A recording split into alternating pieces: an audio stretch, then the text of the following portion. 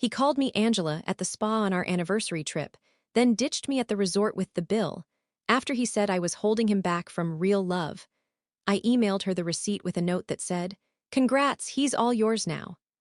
I was still in my robe, my skin warm from the eucalyptus steam room, when the whole thing cracked open like a dropped glass. We were in Sedona. At this resort I spent 2 months saving for, trying to do something nice for our 3-year anniversary. I remember feeling almost hopeful. Stupid, I know. The massage room was quiet, dark candles everywhere. I thought we were having a soft, intimate moment. And then he leaned close, so close I felt his breath on my ear, and whispered, "You make me feel so alive, Angela." My name isn't Angela. I froze, my whole body went cold in a way the warm towels couldn't fix. He pulled back with this weird little laugh, like he thought he could charm his way out of it. "Babe, relax," he said. "Just a joke." A joke. Like I was crazy for reacting at all. I didn't push it then. I didn't want to explode in the middle of a spa where people were paying too much money to hear wind chimes and pretend their lives were together. But something in me knew. It wasn't nothing. It wasn't a joke. A man doesn't whisper someone else's name during a massage unless that name has been sitting on his tongue for a long time. Later that night, it happened again. We were back in the room. I was still trying to convince myself I'd misheard. He stepped out onto the balcony to take a work call, which was already suspicious because he closed the sliding door behind him like he was afraid of sound traveling. Then I heard it anyway, through the glass, through the fake smile in his voice. "I miss you too. You know how some moments slice into you so sharply that you don't feel the pain until you breathe." That was me, standing there barefoot on the hotel carpet, feeling my chest cave in. When he came back inside, he didn't even look guilty. He looked excited, buzzing. Like the trip had turned into something for him that had nothing to do with me. He dumped everything on me at once. Said he was breaking up with me. Said this whole trip, the one I booked, the one I paid for, the one I planned to surprise him, helped him realize things. Said that Angela deserved someone better, and that I had been holding him back from love. Then he did the part I still can't think about without my stomach twisting. He grabbed my suitcase, rolled it out the door, and told me I could figure out the hotel bill since I was the one who needed closure. He went downstairs and told the front desk I was just a friend he was helping heal, like I was some broken stranger. Like I didn't know the shape of his hands, the smell of his shirts, the places he hid his fear. He left me there, at a resort in a city I had never been to, with a multi-thousand-dollar bill and a room booked under his name. I stood alone in a robe and slippers, staring at the empty doorway, realizing he had used the moment I thought was ours to replace me. Maybe the craziest part is that, even then, I didn't cry.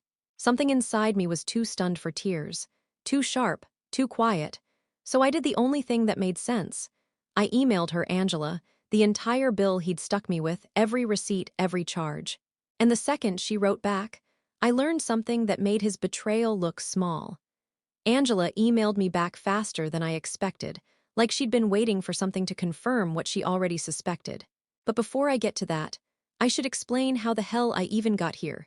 Standing alone in a resort bathroom in Sedona with a towel wrapped around me and a bank account that was about to be set on fire. I met him, Evan, 4 years ago in Phoenix.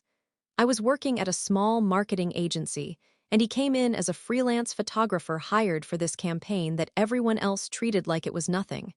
He was charming back then.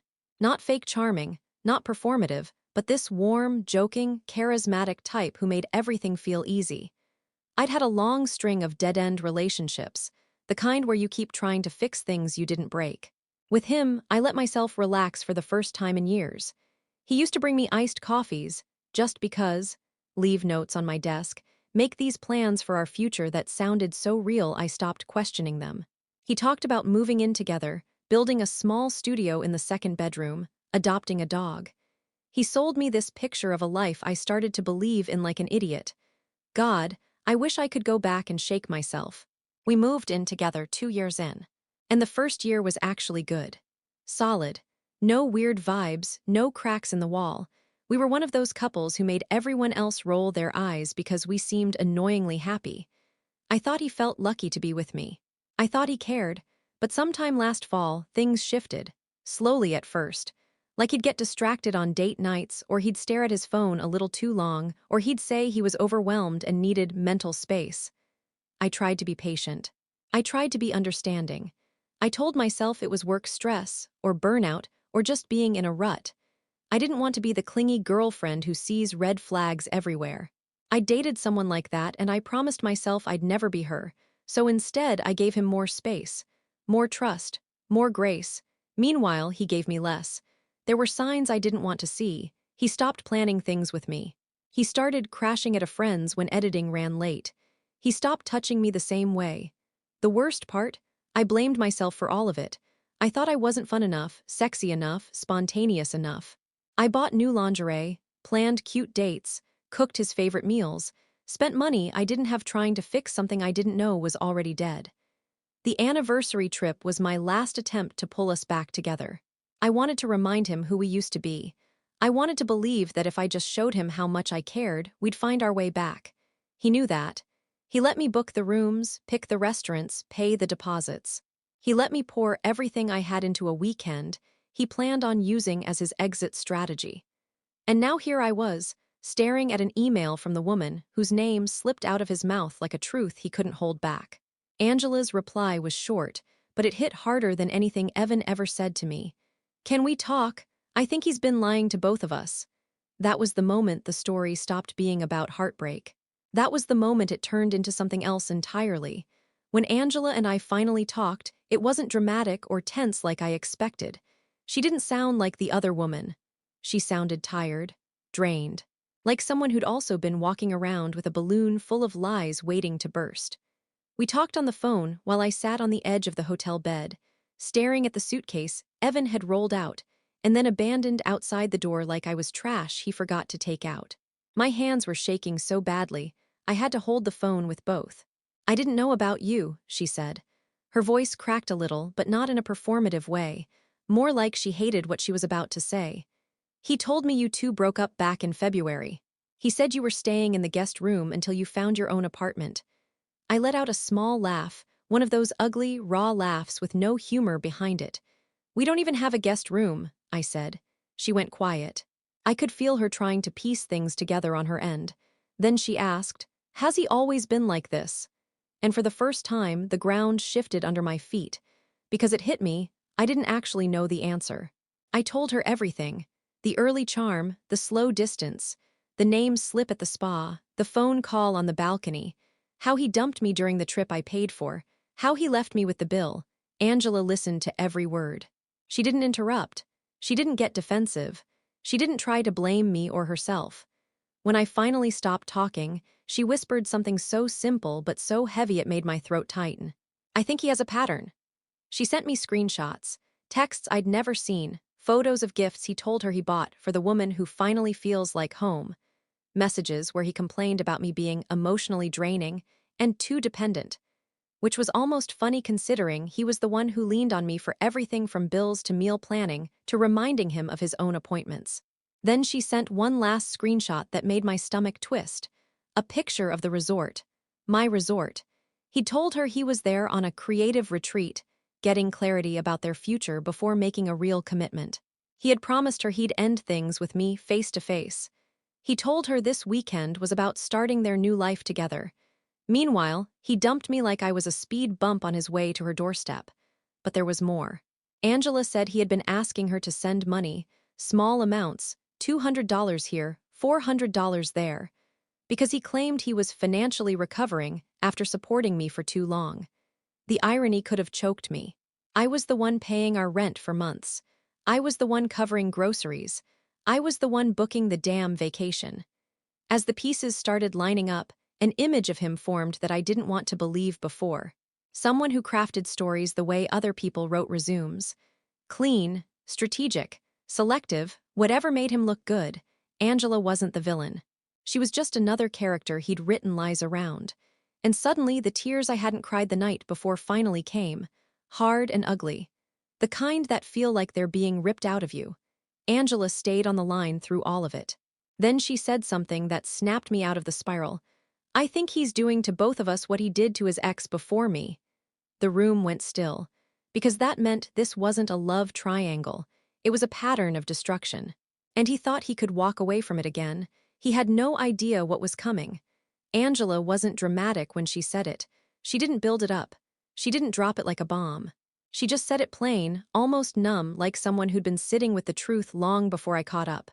What he did to his ex before me. At first, I didn't get it. I assumed she meant cheating, lying, manipulating. The standard garbage, but the way she said it, the heaviness in her voice, made something in my chest tighten. His ex, I asked. What happened to her? Angela let out this tiny breath, the kind people make before telling you something you can't unhear. She paid off his debt. My whole body went cold. Debt? Yeah, she said. Credit cards, old medical bills, some overdue photography equipment. He told me she wrecked his finances and walked out. Told me he was still recovering from it when he met me. I could feel my jaw clench. He told me you drained him financially. She made a bitter sound, almost a laugh. He told me you drained him financially. We both sat there, quiet, piecing together the same ugly puzzle. But that wasn't the twist, not yet. He borrowed money from me, Angela said finally. More than I want to admit. He said he just needed a buffer until this big gallery job paid out. My stomach twisted. Gallery job was the exact phrase he'd used when he asked me to cover rent for just a month or two. But the true punch didn't land until she said, "And he told me he borrowed from you too."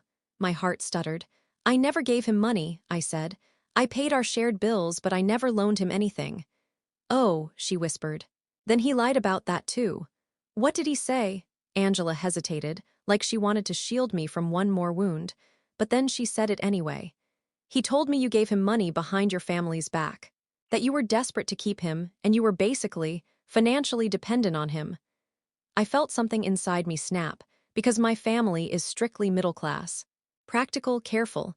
I've always been responsible with money because I had to be. Evan knew that. He knew how hard I worked, how I budgeted everything down to the last dollar. And he used that to paint me like some unstable girl throwing cash at him to stay.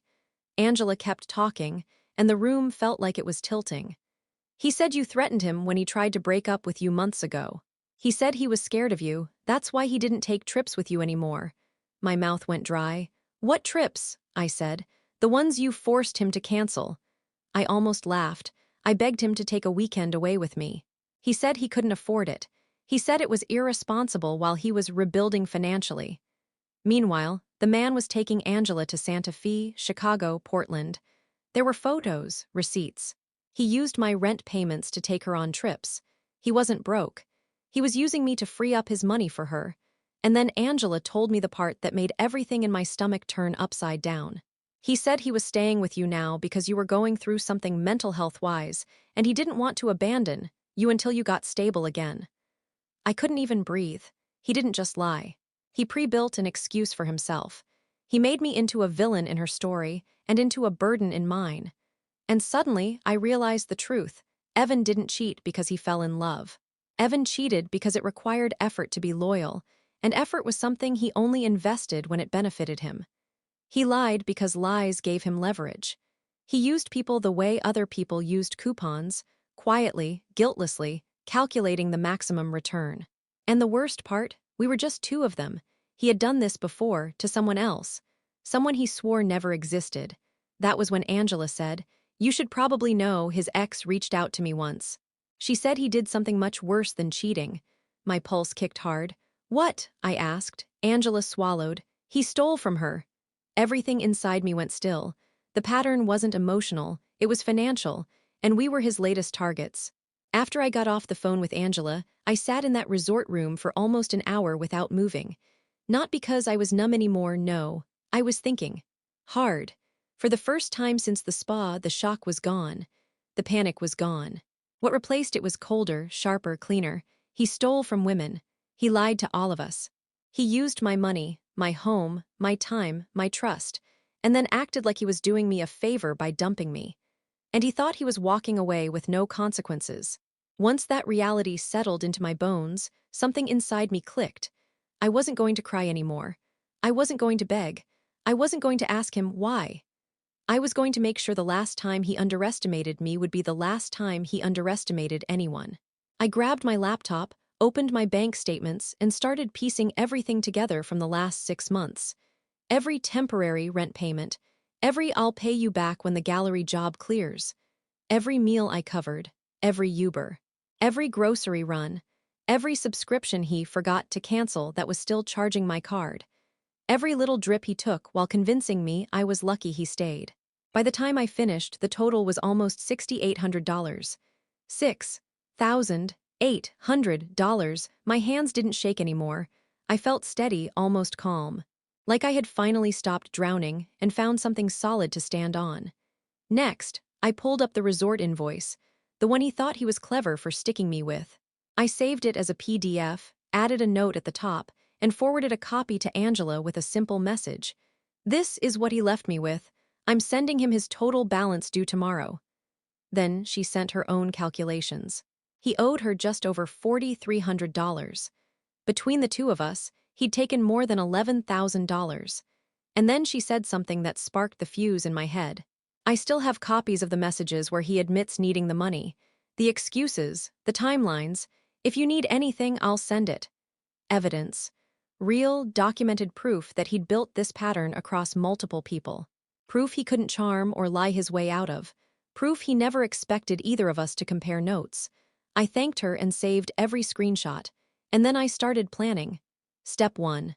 I contacted the resort manager and explained the situation. I told them the reservation was under his name, the bill was his, and I would be happy to provide a full written statement about being abandoned on the property with proof of payment. Hotels do not like being scammed. They flagged his account immediately and assured me they'd be following up. Step 2. I packed my things, checked out, and took a lift to the Phoenix apartment, the one he thought I'd still be crying in when he got back. I changed the locks, legally, because my name was on the lease, not his. Something he liked to forget when it benefited him. Step 3. I drafted an invoice, not emotional, not dramatic, just a clean, professional document titled, Payment Due, Outstanding Balances with 2 sections. Amount owed to me, amount owed to Angela underneath. I added, Failure to resolve this voluntarily will result in formal action. I didn't specify what kind. I wanted him to panic. Step 4. I gathered every piece of evidence. Bank statements, screenshots, messages, the resort bill, their flagged account notice, Angela's receipts, his lies in his own words. Step 5. I waited, not for him, for the perfect moment, because revenge isn't loud. Real revenge is quiet, strategic, patient.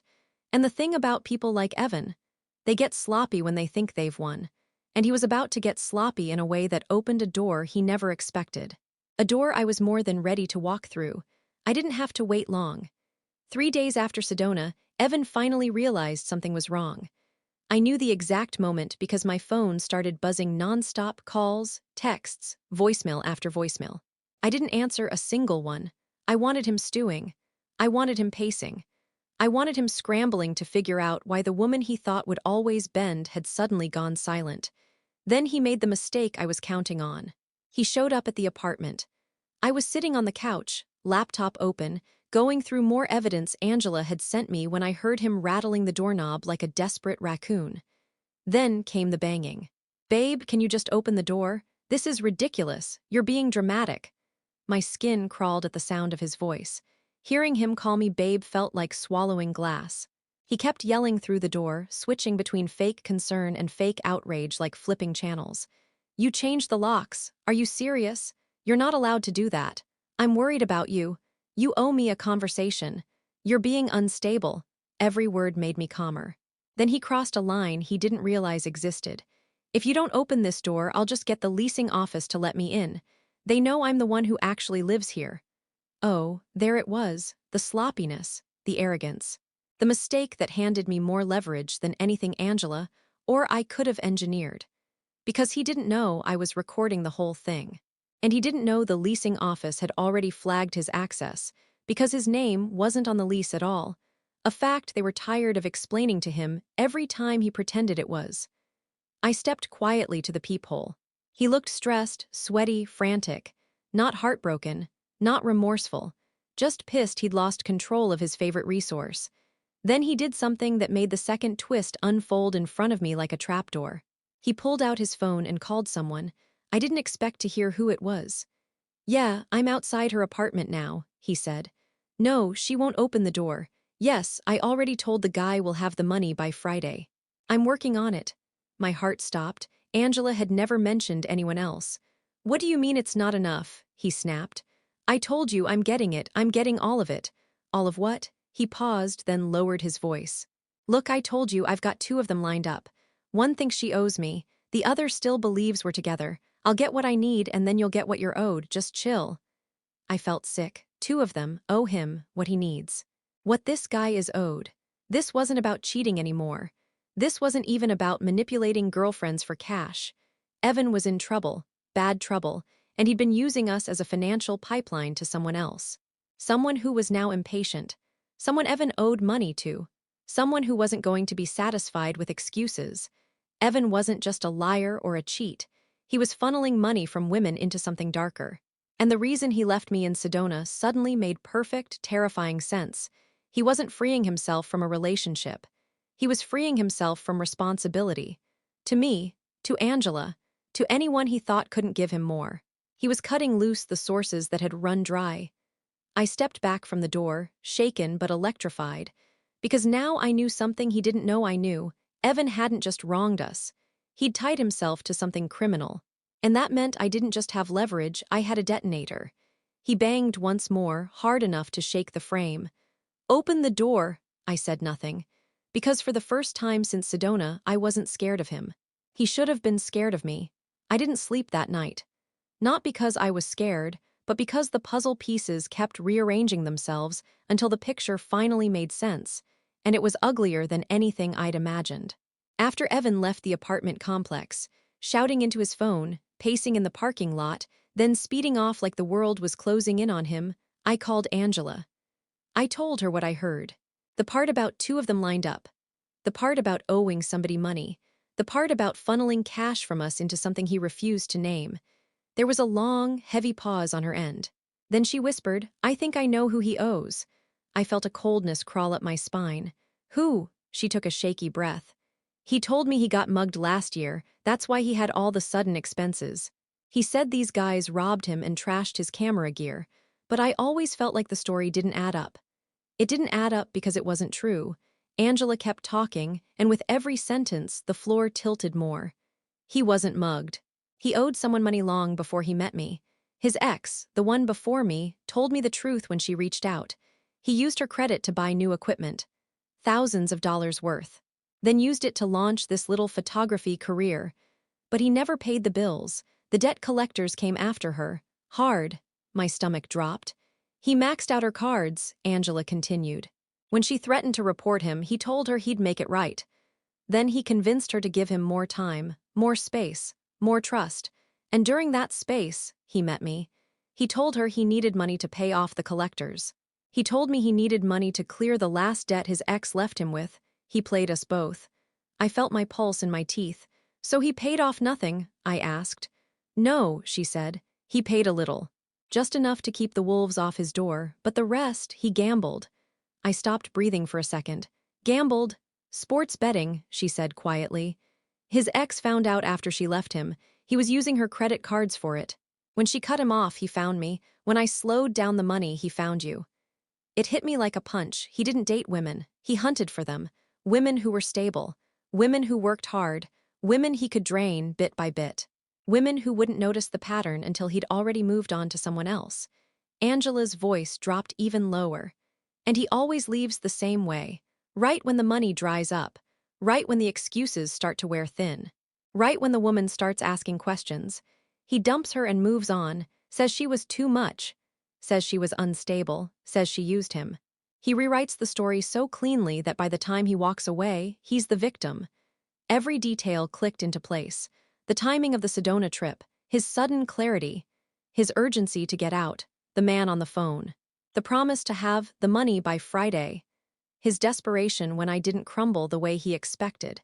He didn't break up with me because he was in love with Angela. He broke up with me because I had become useless to him. He never cared about either of us. He never cared about any woman he'd been with. It wasn't love. It wasn't even lust. It was extraction. He drained people until there was nothing left, and then acted like he was the one who'd been wronged. That was the real Evan. Cold, calculated, practical in the worst possible way. He didn't destroy women out of passion or emotion. He did it out of convenience. That was the truth that chilled me to my core. Evan didn't break hearts. He harvested them, and he thought he could just keep doing it forever. He had no idea that he finally chose the wrong two women. Evan didn't know I'd heard everything. He didn't know Angela and I were working together. He didn't know he had finally crossed paths with someone who wouldn't let him slip off into the night like he always did. He thought the worst thing I'd do was cry. He had no idea. The next morning, I executed the plan. First, I emailed him the invoice. The subject line was clean and sharp. Outstanding balances, payment required inside. I listed the exact amounts he owed me and Angela, with dates, receipts, and written summaries. Nothing emotional. No insults. It looked like it came from a law office. Then the final line. Failure to pay within 7 days will result in filing a police report, forwarding all documentation to your former creditors, and delivering copies of the audio recording from 514 to the property manager and appropriate parties. I knew he'd read appropriate parties and sweat. 5 minutes later he called. I didn't answer. 10 minutes later he texted, "Can we talk like adults? Why are you doing this? You're blowing this out of proportion." Then the real one. "You don't understand what you're getting involved in." Yeah, I understood perfectly. An hour later he showed up at the apartment again, this time quieter. Trying to sound calm, collected, reasonable, he knocked gently. "Come on. Let's be mature." Then, when I didn't answer, "You don't want to do this." The threat in his voice wasn't subtle, and it was exactly what I needed. I let him talk for 15 more seconds, long enough for the recorder inside to catch every tone shift. Then I opened the peephole cover just enough for him to hear me say, "Your access to this property has been revoked. You have been recorded. Stop contacting me or the next file I send goes to the police." He froze. He wasn't used to losing control. He wasn't used to women drawing lines he couldn't cross. He left, but not before muttering, "You're making a mistake." 2 hours later, I made sure he realized exactly how big his mistake had been.